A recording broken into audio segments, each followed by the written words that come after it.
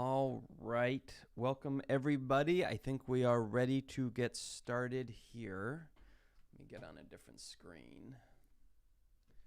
Whoops. And I definitely want to just close that one so I don't accidentally click on it.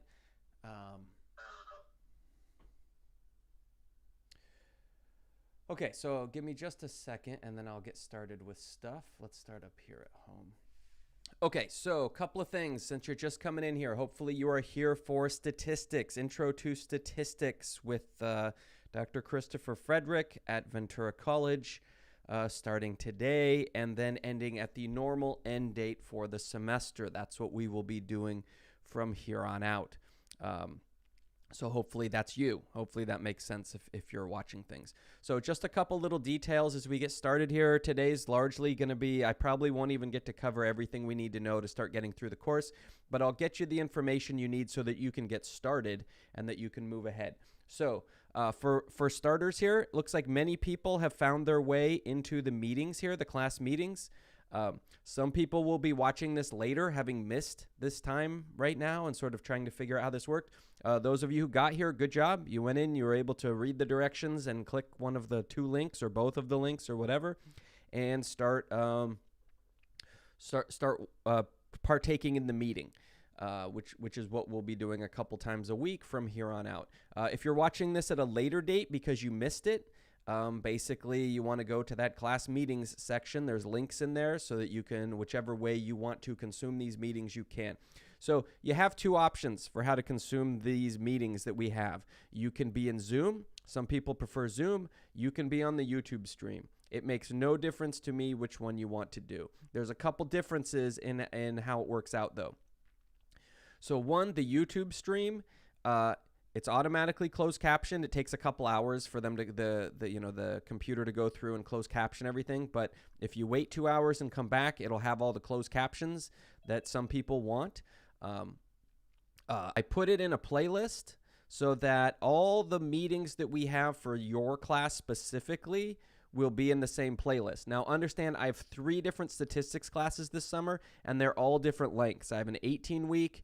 This one is this one 15 weeks or 14 weeks? I don't remember. It's one of those. And then I have maybe a 5-week one that starts in like November. So if you end up watching the wrong statistics video on my channel, you might wonder like, wait, this doesn't seem like what we've talked about. Well, you might be watching my other classes 4 weeks ahead of you all. So you'll want to make sure you're watching the right playlist if you miss a class. Now, the question will come up, I'll be asked numerous times, what if I can't make it to a class? That's fine. It's not the end of the world. You can watch the video later, but there's a couple things about that. One is I would encourage you to go to the meetings as much as you can, because I get a lot of students asking me questions during class, which is very helpful for everyone. I get students asking me questions after class, so I can help that student specifically. Those are very helpful in a class like this where it's probably very different than what you've done before. You're going to have times where you're confused, and the only way you're going to be able to move ahead is by talking to someone, either me or someone else in the class or a tutor or something that's going to break you through that roadblock and go, oh, now I get it. I can move ahead again. Okay, coming to class is a great way to do that. Another thing that happens is students go, oh, it's okay, I'll skip class and I'll just watch the video later, and then they don't watch the video later.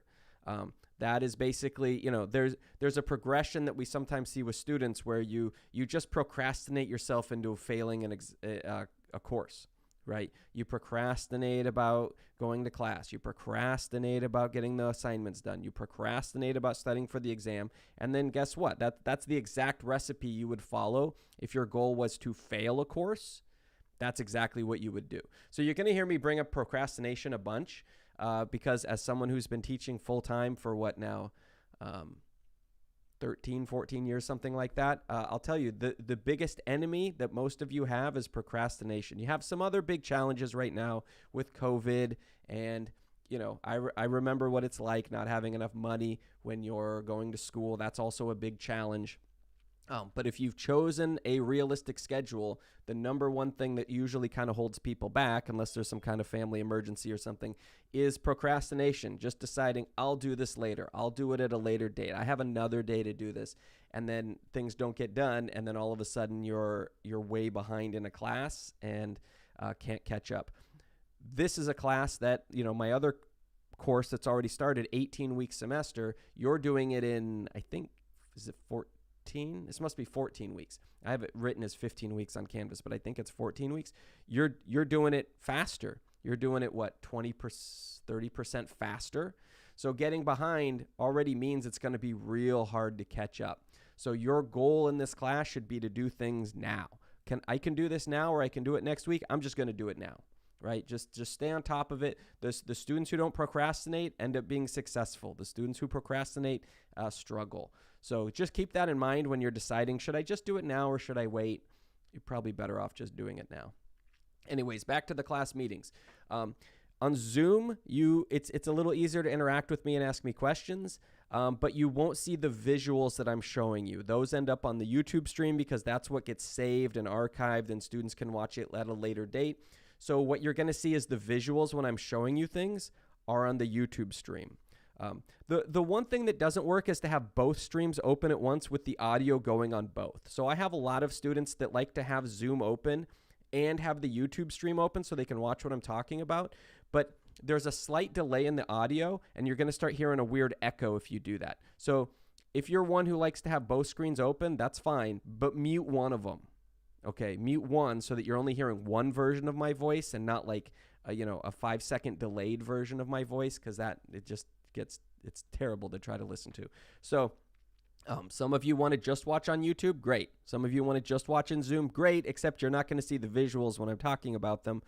Some of you like to have both open, that's fine, just mute one of them. I honestly don't care which version, like which way you choose to consume these meetings. As long as you're showing up to the meetings and you're getting the information that you need, that's fine, right? Whichever way you feel more comfortable in is a good one, okay? So that's how the meetings will work, right? We're always going to have both a Zoom and a YouTube stream. Hop into whichever one you like. You can leave comments in chats, right? There's chat on Zoom. There is chat on YouTube, okay? Feel free to throw a chat in there as long as it's somewhat relevant to what we're talking about. I mean, don't ask something that's like completely like has nothing to do with what we're talking about. But it's kind of nice because you can throw a question up there into chat and I can see it. And then I can go, okay, that's a good question. I'm going to address that as soon as I finish what I'm talking about. So then I can finish what I'm saying, and then I can address the question that's being asked, and then we can go forward from there, right? So don't be afraid to throw questions into chat as long as they're, try to think, is this question like a good one for the discussion that we're having right now? And if it's relevant in some way, then by all means, throw it in there, right? Nothing to be afraid of about that. If you come into the Zoom meeting, the default that I generally set is that you are muted by default. Okay, don't take that personally. Don't take offense. We do that in our own meetings, faculty. When we have faculty meetings, the etiquette for Zoom is that you are always muted unless you're speaking.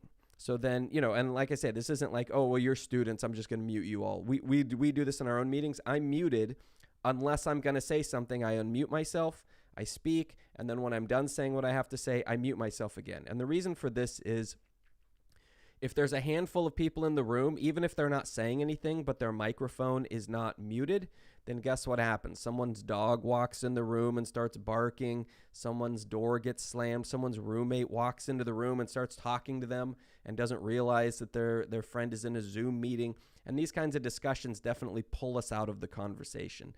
So in general, you should just be muted by default, but that doesn't mean you should never speak, right? If you have a question in Zoom, feel free to use the little raise hand icon. If you want to speak to me using audio, use the raise hand, and then I should see that. And then you can ask your question. That's totally fine. Feel free to throw your question into chat, and then I'll fit it in when I think it's an appropriate time to answer that question. And I can finish the thought that I'm working on at the time. Those are all totally acceptable, totally fine. So, just kind of keep that in mind. So a lot of what we'll be doing today is I'll be explaining how this class works so you can work effectively through the class and make progress, and then hopefully, everyone finishes the class successfully, and then you can go on. And for many of you, this is the last math class you'll ever have to take. So for a lot of you, that's great news.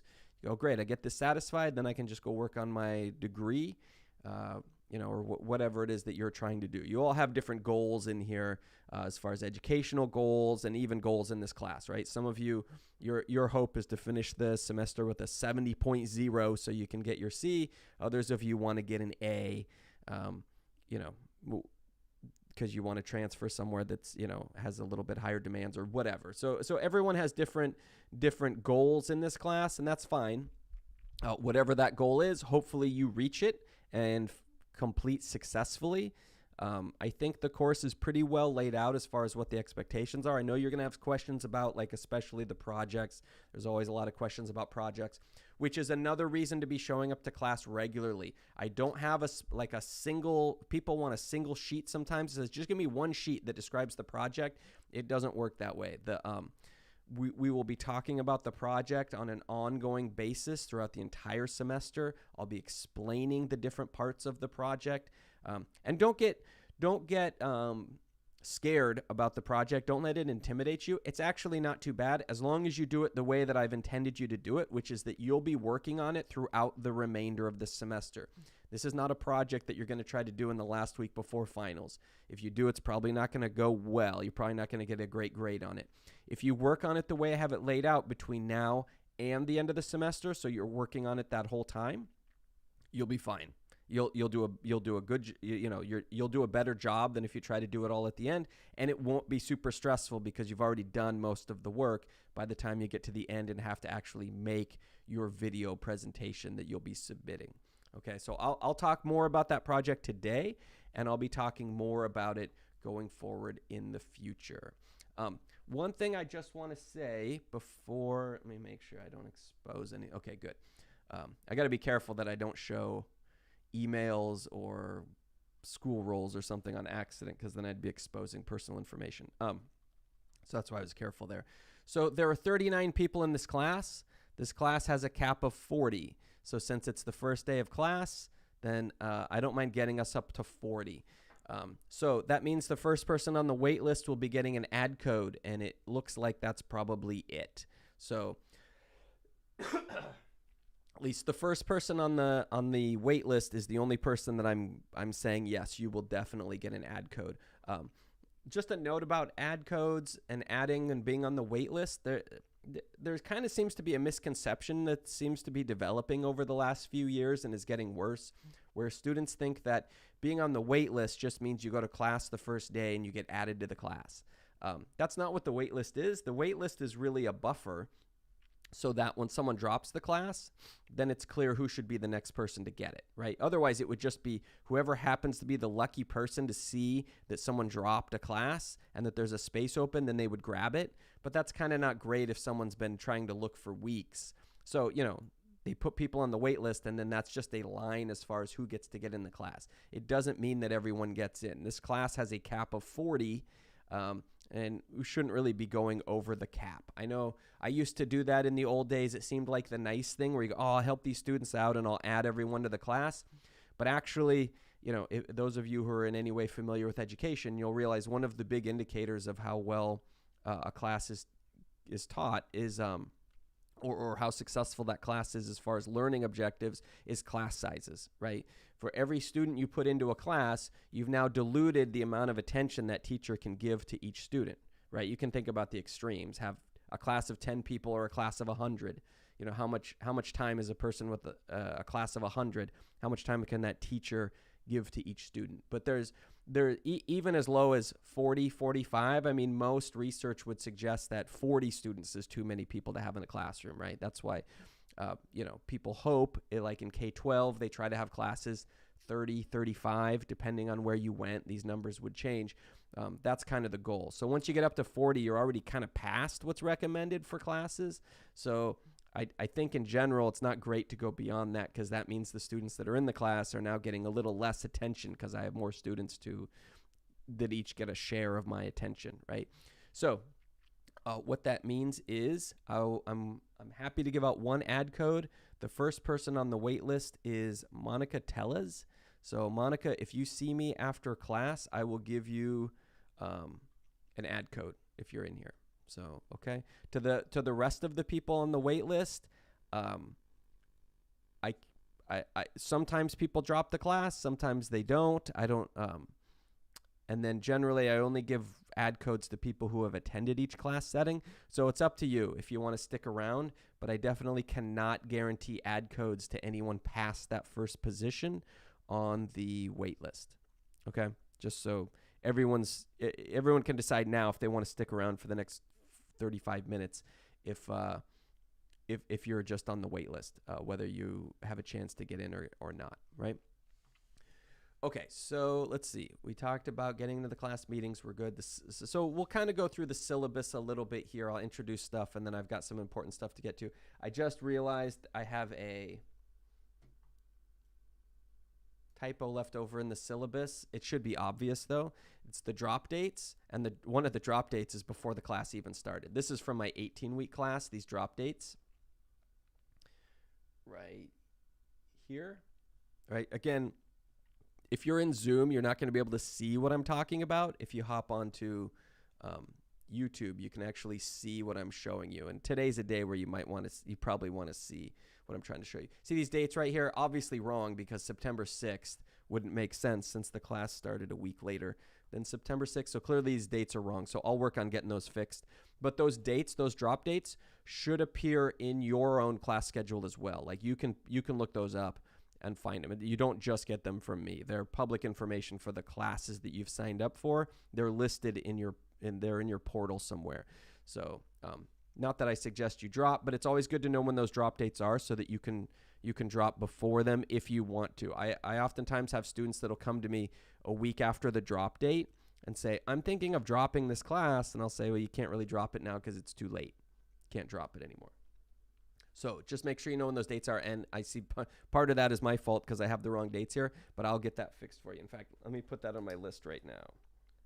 Stats 15 is drop dates. I'll fix that after class. Okay. Okay. So who am I? Dr. Frederick. So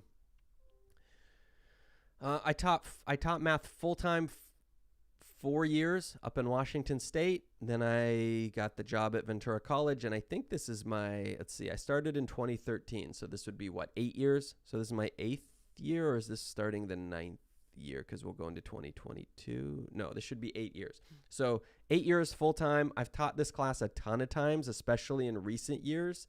I end up teaching 2 or 3 statistics classes every semester, partly because they changed the way the laws work in California as far as how we offer math at the community colleges, and one of the outcomes of that was that a ton of students take statistics now. So we have tons of classes of statistics. I'm very comfortable with this class. I've taught it a bunch of times. I think I have a pretty good idea of how things, what works and what doesn't work for students. So that's me. My office, this is kind of a weird scenario. My office is the Science Building 237.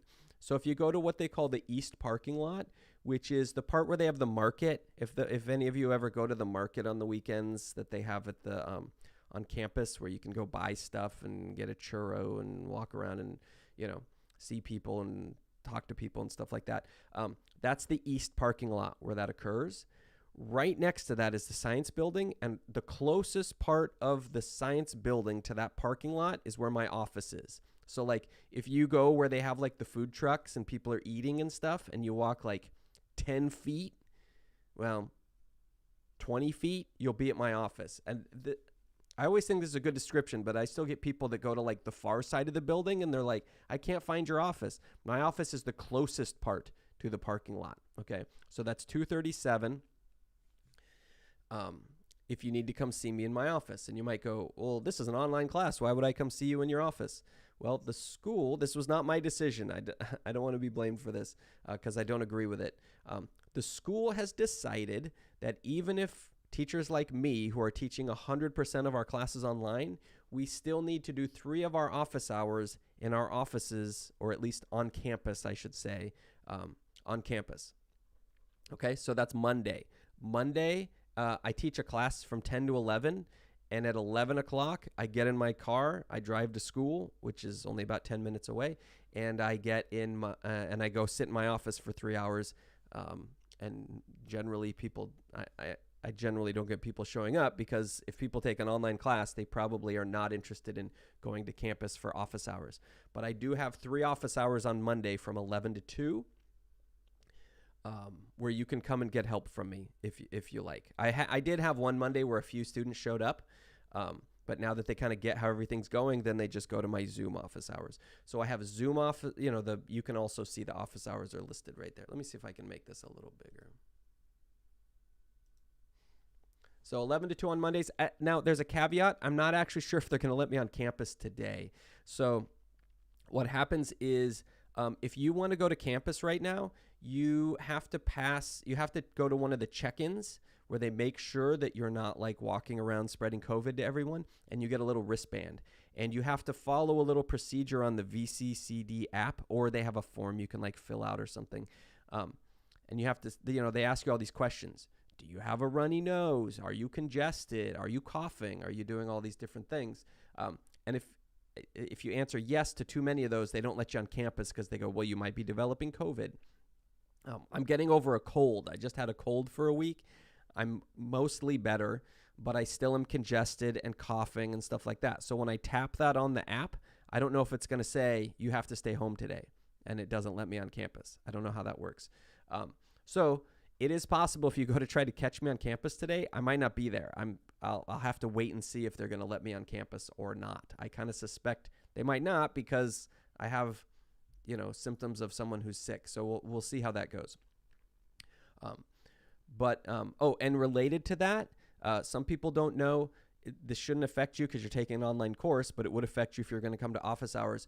Starting October 15th, the entire district, the community college district, so Moore Park, Oxnard, and Ventura, we're all part of one district. There's a vaccine mandate in place. After October 15th, you will not be allowed on campus if you're not vaccinated, right? And you have to, like I had to, using that VCCD app, I had to take a picture of my vaccination card.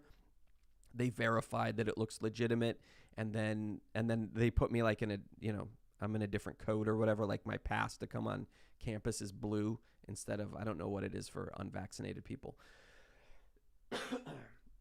But just be aware, you'll have to do that. And that includes anything. So like if you go, well, I'm not taking a course on campus, so it's not a big deal. But then all of a sudden you have to go on campus to take care of something.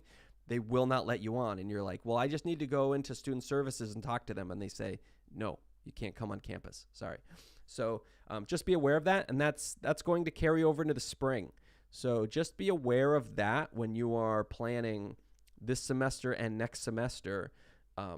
After October 15th, you will not be going on campus if you are not vaccinated, right? And I don't know how long into the future that's going to hold,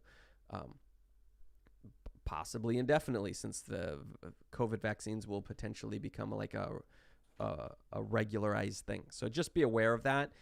If you try to go to campus, you have to check in at those stations so that they can verify that you don't seem like you're someone who's ill, and then be aware there is, in about a month, the vaccine mandate will kick in as far as on-campus classes, okay? So just be aware of that. I do also have Zoom office hours, Tuesday and Thursday from 8 to 10. So you're welcome to hop into Zoom and ask me any questions that you have then, right? Whatever the question is about. How does the class work? I don't understand how this works.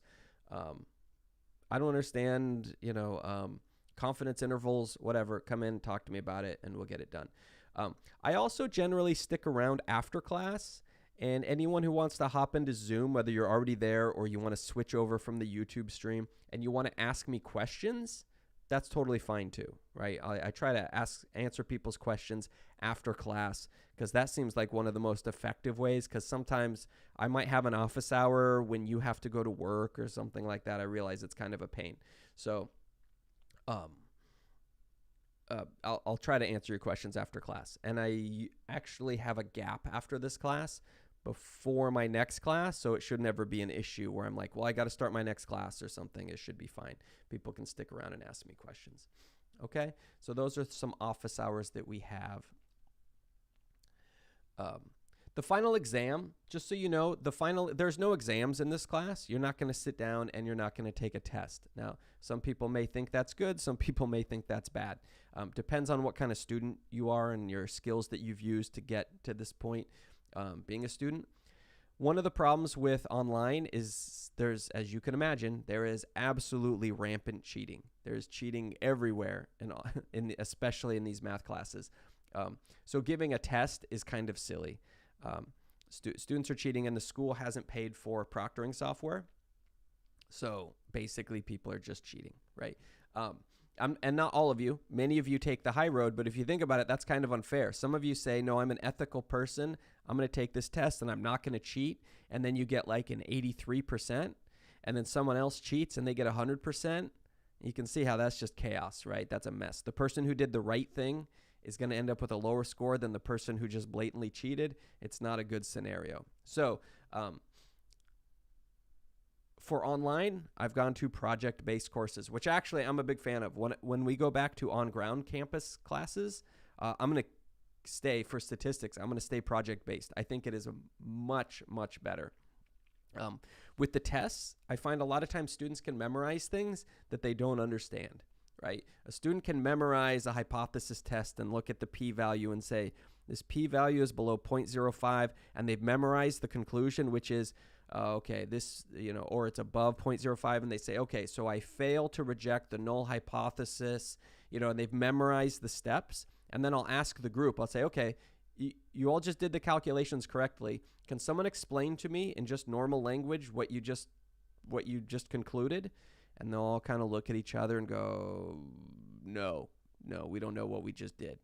So that's kind of a problem where you can pass a problem on a test because you've memorized exactly how each step is supposed to go. But then when you're asked, what does it mean? No one has any idea, right?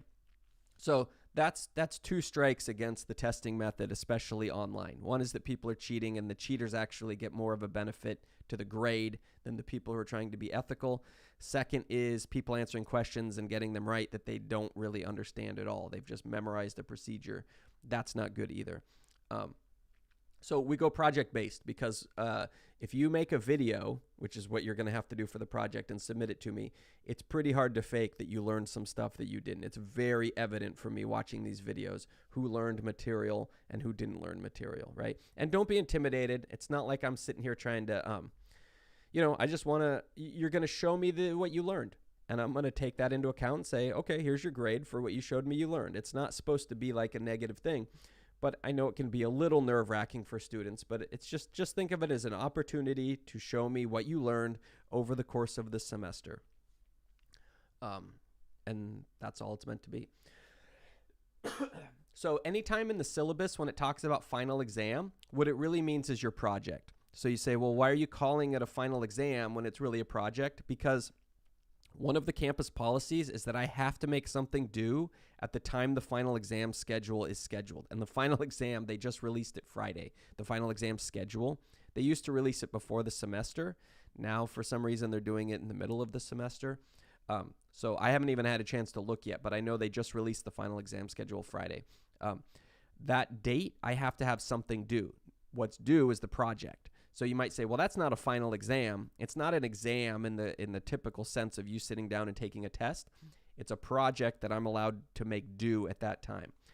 I usually give some extra credit to students who turn it in early, especially since this semester with 3 sessions, I'm going to have like over 100 videos to watch probably. If I can get started on those a little bit early, that will allow me to get grades in sooner. So I might give us, a small amount of extra credit for turning in the project early. Not a huge amount, small amount, but that is the only extra credit that will be available during the semester. So students want other extra credit. No, I have to grade you on the course, right? The work that you did and the project that you're creating, right? The reason that other schools accept this class as transfer is because they know that we teach this class, the based on the material in the class. It's statistics, right? We're not letting you through the class because you read a book report about or made a book report about some statistician and got extra credit for it. That's not what the universities want, right? So that's not what we're going to give them. If you pass this course, it's because you did the homework, you did the project, you did a good job on them, and you understand statistics, right? That's kind of where we're going. So just be aware, the project, when it says final exam, that's largely just referring to the project that you'll be doing coming up. And I'll talk more about that project. But like I say, 50 minutes isn't enough to cover everything we need to cover for today.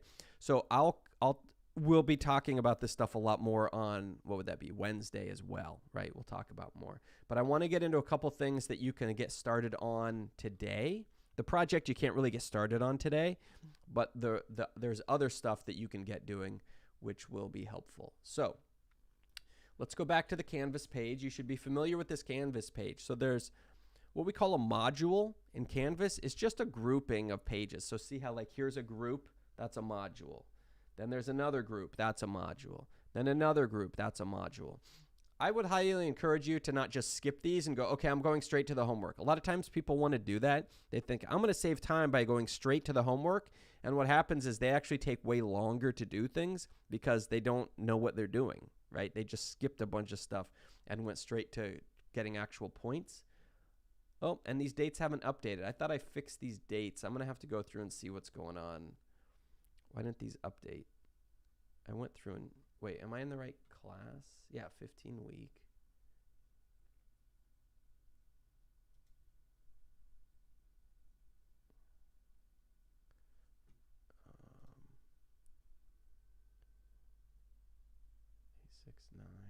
Okay, for some reason those dates haven't updated yet. I'm going to have to go in and figure out why they did not update. So if you look here and the dates are wrong, that's because it must not have synced right with the homework or something. I have to go and figure out why it didn't sync right. But obviously, you can't turn stuff in. Oh, wait. Oh, yeah, I'm sorry. Those are right due dates. It's September. For some reason, I was thinking we're almost to October. Yeah, those due dates are right. It did update. So you should be good. But don't skip these early modules, just like the way you got to class was by reading the class meetings module, right? The syllabus I'll update that just has the new drop dates. So this is important. This thing right here, it says, see how it says optional? I get a lot of students stressing out about this. This is optional, okay? Oh, let's see. I have a question here. Yeah, Estrella, do you have a question?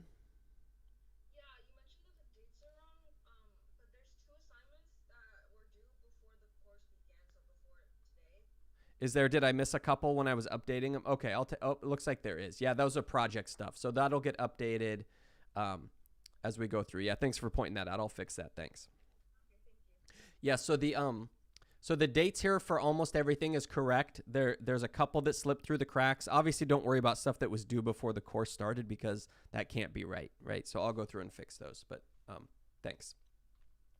So some students find this useful. There are other professors who make these notebooks mandatory. They grade you on the notebooks, but they don't do a project, and I think the project is better. But with the notebooks, it ended up being too much work. So the notebooks are presented to you here to use if you want them. They are optional. They do not earn points of any kind. I have some students in my other stats class who love the notebooks, and I have some students who just skip it and say, yeah, I'm not going to do extra stuff. I'm not getting points for it. So it's up to you, right? Depends on your comfort level, how you're doing in this class. As we progress, you can decide. But you go in there, you download the notebook, and it's like some of you use this in K-12. It's called guided notes, where you have a bunch of notes, and then you're kind of filling in the gaps as you watch the video. And then later when you go back, you have this sheet that has like the main topics of the course, right? So it's up to you. If you want to download these notebooks and fill them out as you go ahead. That's totally fine, but it's optional. That's up to you. Okay. Okay, good news for everyone. You don't have to pay for anything in this class. For this semester, I don't know how long this is going to go. They keep extending it each semester, but we did this in the summer. I think we did it in the spring too. Stats is one of the classes where if you signed up for it, the school is going to pay for your books. Well, there's no physical book in this class. There's the online homework. So basically, the school will pay for your online homework through the bookstore. So there's two things about this. There's sort of two levels of free, okay? You should contact the bookstore immediately and tell them that you're in my class and you need the access code. And then there's a couple hoops you have to jump through, but then you get it for free. Okay, so it's not super complicated. You can either go there in person, or if that seems uncomfortable, you can either email or call the bookstore and they will help you out that way. Okay, it's a little confusing from the description I've heard from my students, because the bookstore charges you, like you have to have a credit card, but then it charges you like $0 or something. I'm not 100% sure how it works. So, but I know my students have been a little bit confused. Contact the bookstore, email them or call them or something and say, this is the class that I'm in. I would like the access code, and they will get it to you for free.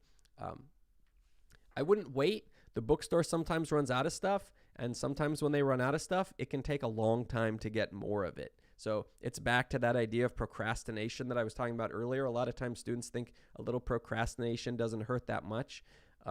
If you miss out on your free license, that means you either have the choice of purchasing the license, or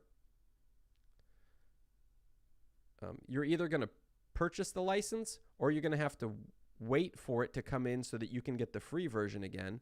And neither one of those is great, right? You don't want to have to spend about $100 that you didn't need to. And also, you don't want to have to wait weeks and weeks. That's going to put you way behind and is going to hurt your grade significantly. So I wouldn't wait on that. If I was you, I would contact the bookstore today and get that process started. I don't know how many of the licenses they have or are prepared to have, but occasionally they do run out. So do that. With that said, you can actually start the homework today, even without the license. Okay. And see how it says right here, get my lab access, free access for 14 days. When you sign up and make your account, it's going to ask you, and there's pictures in here. So if you go in here, like, it literally shows you screenshots. So it shows you like exactly what to do to get to your free 14 days. So that gives you 2 weeks of using this without having to pay for it. And you say, well, I don't have to pay for it anyways. It's free. You still have to get the license or they cut you off, but the license is free through the bookstore. Okay. But even in a normal semester, when students have to pay for it, I'll have people come to me in week 2 and say, well, I would have done the homework, but I didn't have the money to buy the license yet. No, you get free 14-day access. So even if you can't get to the bookstore today and try to get yourself the license, even though it's free, you still can use the homework, because the homework lets you work 14 days for free. Okay, so no one in the class should be going, oh, I would be able to start my homework, but I don't have money yet. You don't even need money at any point through the semester, but you are, like I say, you have to jump through a couple of hoops. Okay, so this explains to you how to go through and get your 2-week free access so that you don't even have to pay in the meantime while you're waiting for the bookstore to sell you your license. If you really want to get it just done today for sure, I'd go to campus, go into the bookstore if you're comfortable with that, and just purchase it directly. That's probably the easiest way to get it actually done. Okay, so do that. And then just realize you're going to need the full license at some point. If you get in and coordinate with the bookstore, you'll get that for free. So I wouldn't wait till you have like 1 or 2 days left on your free access and then go to the bookstore. You may have missed your window, and then you have to pay whatever it is, $80 or something for the license. So try to do that. And then it gives you, then there's another module, how to work through the lessons. Optional, how to work through the notebook. So if you're one who wants to use the notebooks because you're like, I really need a little extra help and I really want to understand this, use the notebooks, right? They're not worth points, remember, but you can use them. StatCrunch, I'll be explaining later, because you're going to be using StatCrunch for your project, which is great because 20 years ago when we taught this class, we used to have to teach all the number crunching and everything, but that's kind of considered old-fashioned now, right? Even when I was taking it a long time ago, we'd have our TI-84s that would do a lot of the number crunching for us, but then we had to calculate a bunch of stuff by hand. Now everyone has StatCrunch. You get it with the when you purchase the homework code, you get access to StatCrunch as well, and it's going to be doing a lot of the actual number crunching. So you go, oh, well, that's great. Then why do I need to know any of this stuff? Going forward, you will not be valuable in statistics because you can do calculations. Being able to calculate a standard deviation by hand is essentially meaningless because a computer can do it faster and more accurately than you can, right? So what's the point? The point is that someone has to interpret these statistics and these values that come out of a program like StatCrunch. When a p-value comes in above or below the cutoff, what does that mean? What is the interpretation? In other words, okay, so you're running some statistical software at your work on the manufacturing plant for quality control. Okay, your p-value, you come out with a certain p-value. What are you supposed to do about it? The computer calculated a p-value for you, but so what? Does that mean that quality control is good? Does that mean you need to make changes? Does that mean that you found something interesting in the way that your manufacturing company works? Well, that's what you need to know. You need to do the interpretation of the statistics. That's where you will be valuable going forward, right?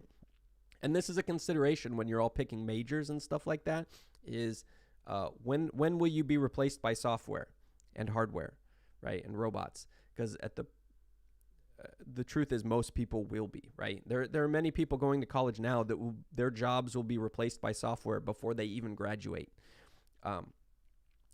Statistics, I'll talk about more about this later as we get into stuff, not today, but statistics is one of those jobs where you're going to be around for longer than many of the other jobs that can be easily replaced, right? You think about a job and you think about how much thinking is involved and how much just repetitively doing a process that happens again and again. Those are easy to replace with software. The jobs that take thinking and critical thinking and interpreting and applying to different types of situations, those are the ones that are going to take a lot longer to replace with software. Anyways, the long story short is you won't be crunching numbers as much. You'll be doing a lot of interpreting. So keep that in mind when you're doing the homework. There's kind of two things you need to know how to do. You need to know how the number crunching works. You also need to know how the interpretations work. And I alluded to this when I talked earlier about the projects and how students could memorize problems, but they had no idea what any of it meant. And you say, okay, great. You just answered the question correctly about your conclusion for this hypothesis test. What does it mean? Oh, I don't know what it means. I just know how to answer it. Well, what's the point? It's just 18 weeks of nonsense then at that point. If you've memorized some statements and you know when to say them, but you have no idea what any of it means, it's useless, right? It's just a big waste of time. So make sure you're forcing yourself to really understand stuff. And that's going to make your project better, which means that your final grade will be higher. Okay, and then there's just some different resources here. So, read these. Some of you won't need this stuff. Some of you will want to go through and read vocabulary by chapter and stuff like this. You may or may not need these as we go along. When you get to the actual homework, the way this course is set up, there's a lesson and an assessment. So what you'll do is you'll go into the 1.1 lesson. Great, now I got the hiccups, sorry. Excuse me, I got the hiccups here. I'm going to probably hiccup a few times. My screen doesn't seem to be, oh, here we go. Screen's not loading right. So it's, you'll see a screen like this once you've got things set up, start the assignment. And then it's going to go in and basically give you a lesson. So basically what it does is it has a video. You watch it, and it's occasionally going to ask you a question just to make sure you're actually watching the video. When you complete that, you get a certain number of points. After that is the assessment. That's like the actual homework assignment. So the way you can think of this is that the lesson is more like the lecture you're not getting because we're not meeting in a classroom. That's the lesson, although you get points for it. The assessment is like when you go home and do homework. Okay, you get points for both. Now, what some students were doing was just in my first class, the first week, was just doing the lessons and going, man, the lessons are way easy. I'm just going to blast through all those lessons. And they were skipping the assessments. What you want to realize is in the grade, these are weighted. So although you might look at this lesson and say, that's 13 points, and this assessment, that's 13 points, they're worth the same? No. The lessons are weighted way lower than the assessments are because honestly, it's not very challenging to answer the questions on the lessons, right? Again, it's just verifying that you've actually watched the video. The assessment is where you're actually getting into it and challenging yourself a little bit. So you got to do both, lessons and assessments, okay? Oh, another key thing that I want to mention, the way you'll get to the homework, see where it says My Lab and Mastering over here? You click that. And then for yours, you're going to have a little bit different screen because mine's already set up. I've linked into the class. Yours is going to say something different. I forget what. But you'll click it and go into it. And then it will put you into the My Stat Lab software. I'm going to get software from students who say, I need you to give me the course ID. If you are asking me for a course ID, you've done it wrong, okay? If you go directly to My Stat Lab, the website for Pearson, if you go directly there and try to get into the class from there, it's going to ask you for a course ID because it says, well, there's thousands of courses. Which one are you in? That means you've done it incorrectly and your work isn't going to sync right. It's going to be a big mess. So what you have to do is you have to go to the My Stat Lab site through Canvas because if you go through Canvas, it knows which class you're in because it was specified in Canvas. It says, oh, I know what Canvas shell you came from. I know what class you're in. And then it's going to know who you are and all that kind of stuff. So make sure that you're doing that when you access the website. Go through the button on the left that says My Lab and Mastering. Don't go directly to the Pearson website. Right? If you email me and go, well, can you just give me the course code? I'm going to say no. You have to go back and do it the right way where you go through Canvas. So remember, today, everyone can go on and set up the 14-day free trial. That means you're not behind in the homework at all, and that gives you a few days to coordinate with the bookstore to get your free license. Don't procrastinate on free because sometimes free goes away, right? You don't want to be the one or few people in the class who didn't get the free license because they ran out. Just go make sure you get it taken care of. Everything's good, and then you don't have to pay for anything the whole semester, okay? But you have to coordinate with the bookstore to do that. Let's see, where are we? I've only got a couple minutes. That's probably a good place to stop, actually. Like I say, I'll talk more about the project. We'll talk a lot about the project over the course of the semester. So sometimes get students or, a student might say, like, I'm not exactly sure what to do on the project. I'm going to talk about the project so much. And you're going to come to me in office hours and ask me questions and verify stuff and go, this is what I think I'm supposed to do. Is that what I'm supposed to do? And then we'll talk about it and you'll go, oh, I get it. Right? So don't panic about the project. As long as you put the effort in, you'll be fine. It will take some effort, but we'll get all that taken care of. So with the couple minutes we have remaining, are there any questions for me?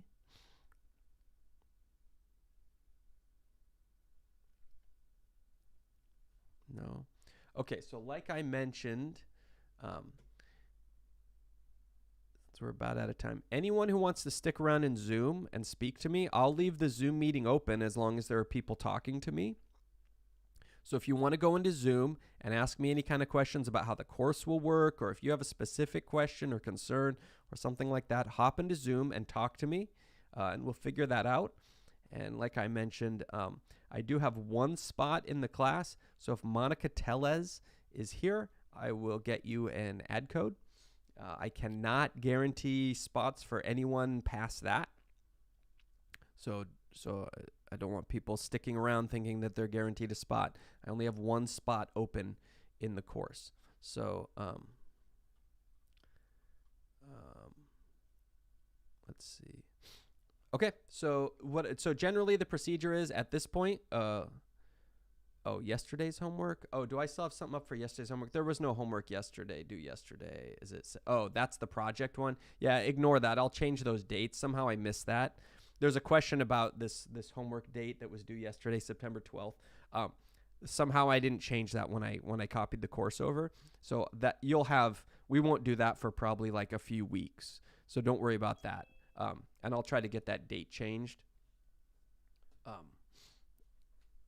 let me make a note here. Project dates. I'll change those. I thought I had them updated, but I didn't get all of them. Okay, so that should answer Martin's question. So then what I will do is at this point, I'm going to close down the YouTube stream. This will be archived in a playlist specifically for the 15-week course. So remember, if you go to watch one of our meetings, you don't want the 18-week course. They're at a different point in the semester than you are, and you don't want later, you're not going to want the 5-week course. Make sure you're used to looking for the 15-week videos because that's where they're going to live, okay? So I'll shut down the YouTube stream. Anyone who wants to talk to me, come talk to me in Zoom, and I'll help out everyone that I can. Okay, so those of you